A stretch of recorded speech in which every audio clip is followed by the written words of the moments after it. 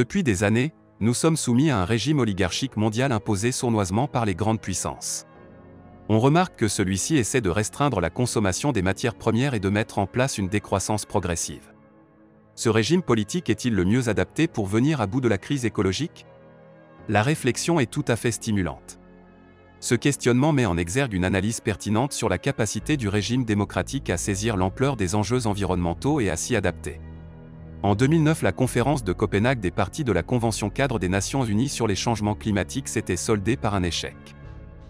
Le sommet de Copenhague s'achève sur une simple déclaration politique affirmant la nécessité de limiter la hausse des températures à 2 degrés Celsius par rapport à l'époque pré-industrielle, 1750. Les échanges ne comportaient aucun engagement chiffré de réduction des émissions de gaz à effet de serre, se contentant de prôner la coopération pour atteindre un pic des émissions aussitôt que possible.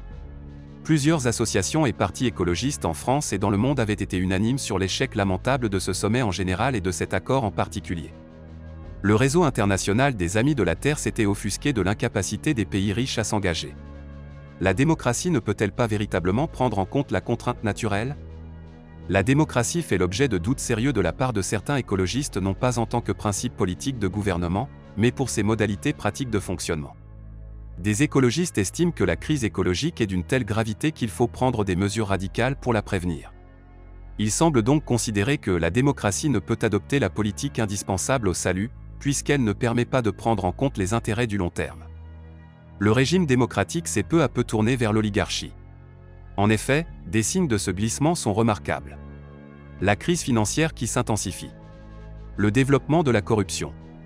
La privatisation générale des biens publics, des entreprises, des services publics, des fonctions régaliennes de l'État, via les partenariats publics-privés. Le contrôle capitalistique des médias, ce qui ruine l'autonomie de la construction et la diffusion de l'information contradictoire. L'aliénation publicitaire, un message idéologique, à sens unique, qui impose une vision consumériste de la vie, ce qui pose de nombreuses questions sur les conséquences écologiques. Le poids de l'argent dans la construction du débat politique, notamment dans les campagnes électorales.